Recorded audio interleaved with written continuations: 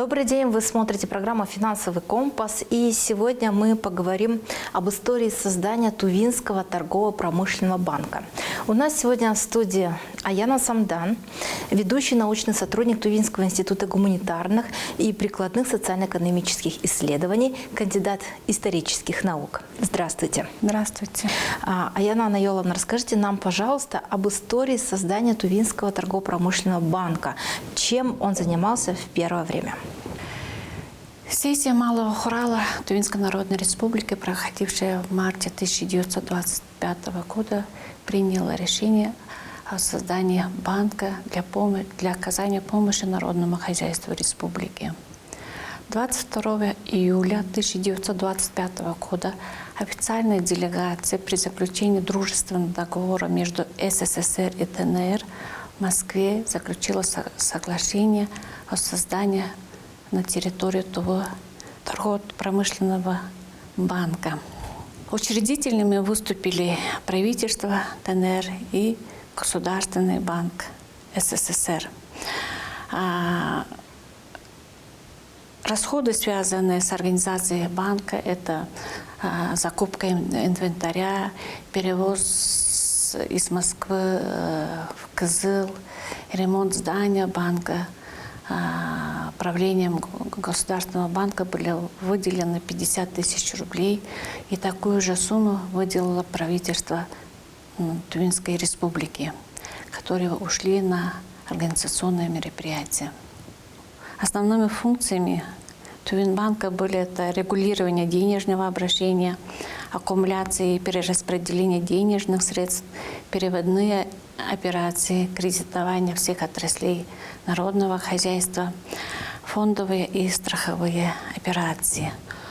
Но после открытия банка оказалось, что в силу объективных обстоятельств, причин, он не мог осуществлять свои непосредственные функции, поскольку основу традиционного кочевого хозяйства тувинцев составляло экстенсивное скотоводство.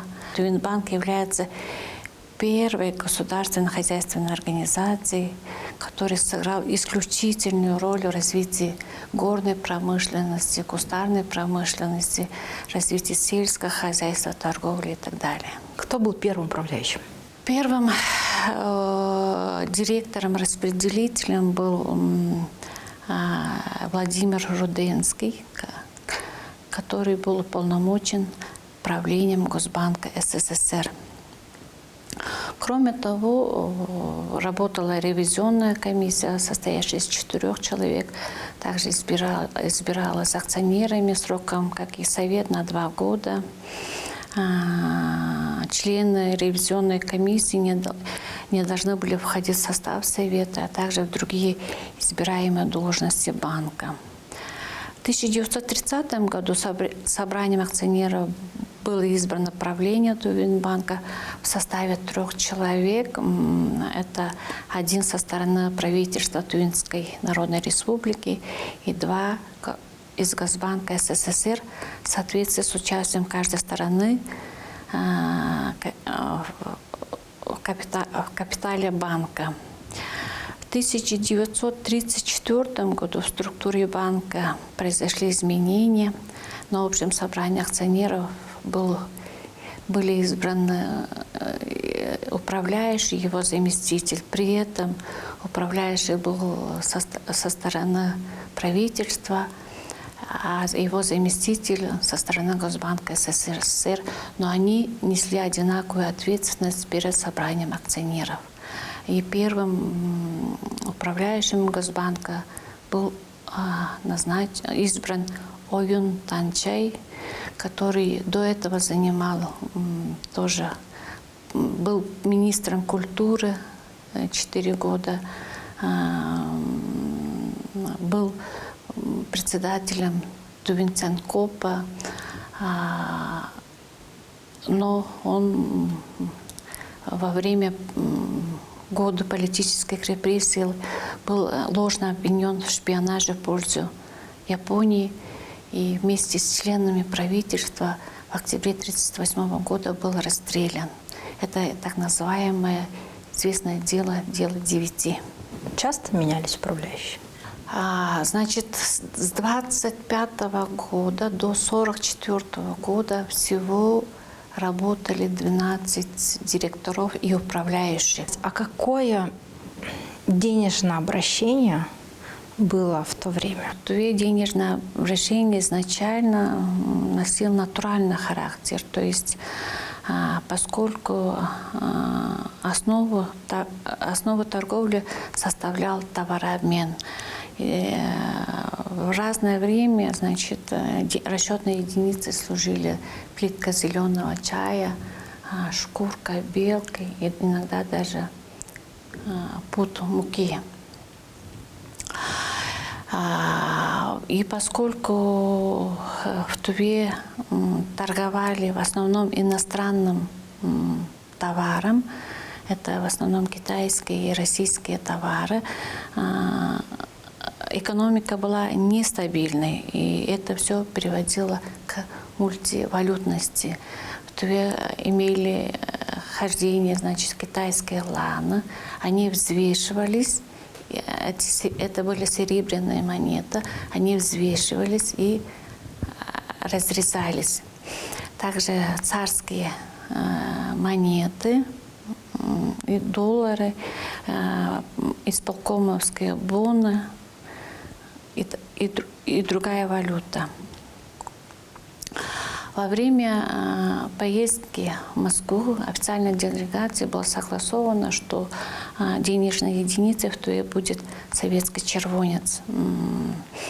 Но внедрение и укрепление денежной единицы шло с большими осложнениями. Основными регуляторами курса были это китайские купцы, и они вовсе были не заинтересованы в укреплении червонца.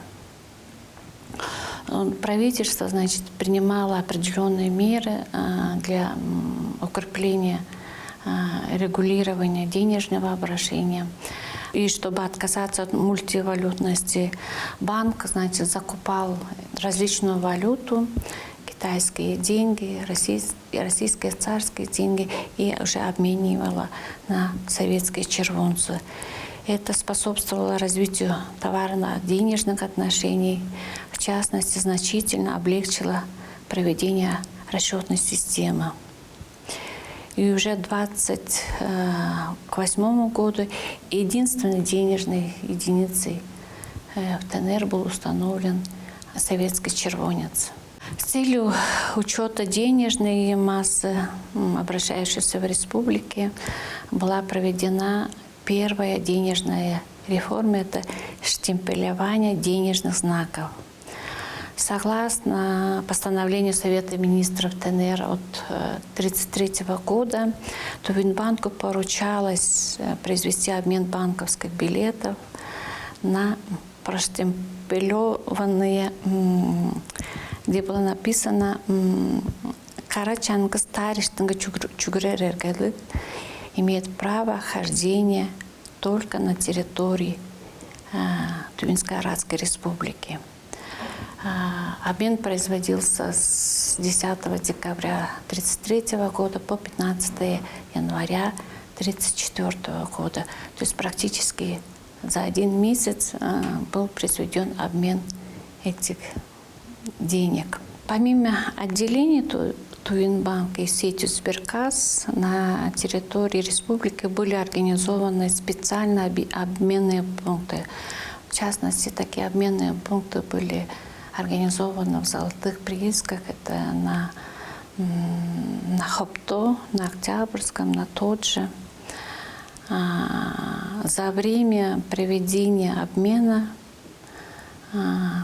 отделение банка, Сберкасс должны были прекратить денежные переводы.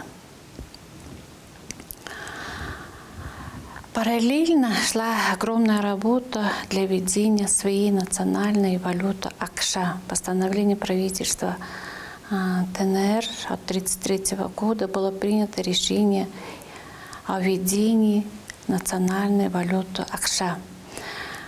По заказу правительства ТНР в Ленинграде в монетном дворе были напечатаны номиналом 1, 3, 5, 10 акша на сумму 2 миллиона акша. А кредиты Тувинбанк выдавал? Тувинбанк, как единственный кредитный институт в стране,